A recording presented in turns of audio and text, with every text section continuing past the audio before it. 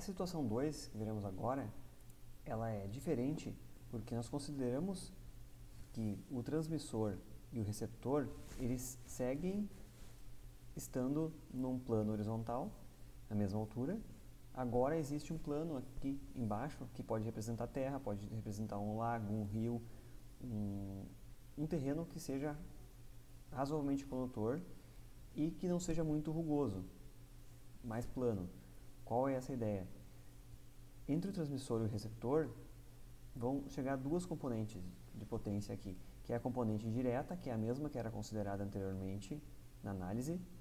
Grande parte da potência chega pelo caminho direto, mas também vai haver uma reflexão, que parte da potência vai chegar no solo e vai ser refletida e vai chegar com esse ângulo aqui no receptor ao mesmo tempo. Nessa situação, nós podemos perceber que,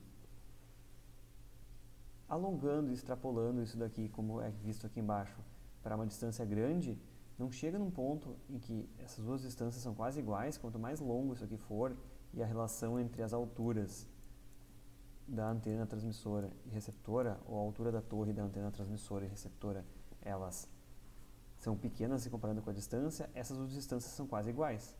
Então, empiricamente, se poderia esperar que essa potência fosse boa com a ocorrência desse reflexo. No entanto, analisando-se essa situação, o que ocorre nesse instante do reflexo aqui é que as componentes que têm uma determinada fase, ao tocar aqui embaixo e serem refletidas numa superfície razoavelmente condutora, elas trocarão a sua fase em 180 graus. Então, se este caminho direto aqui tem quase o mesmo comprimento que esse caminho com reflexo, essa componente aqui vai chegar em fase e essa aqui vai chegar completamente na fase oposta. Então, neste caso, vai ser um prejuízo e essa componente aqui vai subtrair da potência recebida aqui. O valor instantâneo dela vai ser uma subtração em relação à componente de potência que vai direta. Então, nós vemos que a expressão de perdas, ela começa bem diferente já. Essa situação, as perdas já começam com uma expressão de menos 120 dB, mais 40 log da distância, e, neste caso, vemos que tem uma componente aqui negativa e outra componente negativa que relacionam com as alturas da antena transmissora e a antena receptora. Por que essas duas componentes são importantes? Se a altura fosse próxima de zero aqui, as torres seriam altura zero e as duas componentes seriam exatamente a mesma distância, esse caminho direto e o caminho refletido. À medida que aumenta a altura da torre que sustenta a antena transmissora e a altura da torre que sustenta a antena receptora, esses valores aumentam e, por serem negativos, eles fazem reduzir a perda. Porque aí, à medida que esse caminho fica mais diferente, a altura dessas antenas é maior comparando com a distância entre transmissor e receptor, acaba que esse é um fenômeno que cancela um pouco ou faz com que atrapalhe menos essa componente refletida aqui. Chegando aí na situação que, se a altura da antena transmissora e receptora fossem muito altas, a perda adicional, devido a esse fenômeno de uma reflexão, ela seria quase nula. Vale ressaltar que, nesse caso, a frequência nem entrou nessa expressão de perda. Vamos tomar uma situação parecida com a anterior, na qual a frequência era 433 MHz, que nesse caso não vai influenciar na equação de perda, e a distância era de 2 km entre o transmissor e o receptor. Mas, nesse caso aqui, vamos fazer a comparação.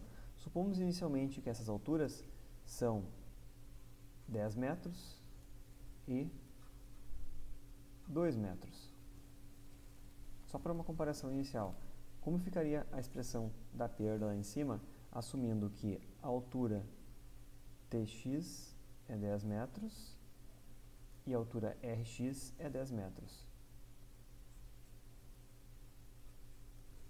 Olhando lá para a expressão, distância dada em quilômetros, altura dada em metros. Então, eu vou buscar a calculadora novamente aqui e vou fazer o cálculo. 120 mais 40 vezes a distância, que é 2 km, logaritmo, base 10, menos 20 vezes a altura, que é 10 metros, logaritmo, enter, menos 20 vezes a altura, que é 2 metros, logaritmo. 106. No caso aqui, a nossa perda estimada, então, é 106 dB. Comparando com a situação anterior, é uma perda um pouco maior do que a gente já tinha estimado lá, que era em torno de 91 dB. Agora, eu vou fazer uma segunda situação aqui, na qual supomos então que essa altura é bem maior. Agora nós faremos a altura Tx sendo 50 metros e a altura Rx também sendo um valor maior, sendo 30 metros.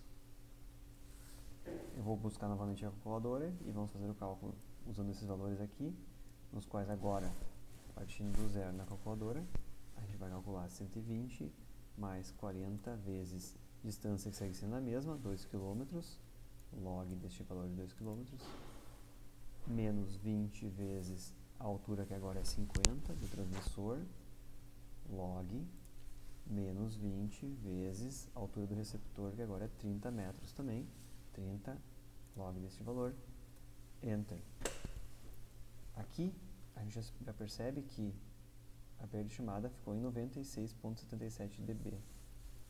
Então, eu vou passar de volta aqui também. Então, para a situação 2, a perda ficou 96,78 dB aproximadamente. Esse valor já é substancial, é 10 dB, quer dizer, 10 vezes menor a perda que aconteceu aí. E o que aconteceu? A comunicação segue sendo na mesma distância, total aqui, 2 km, só que a gente aumentou a altura das torres para que essa componente aqui embaixo não seja mais tão significante e, seguindo a expressão da estimativa, ela diminui então sua perda.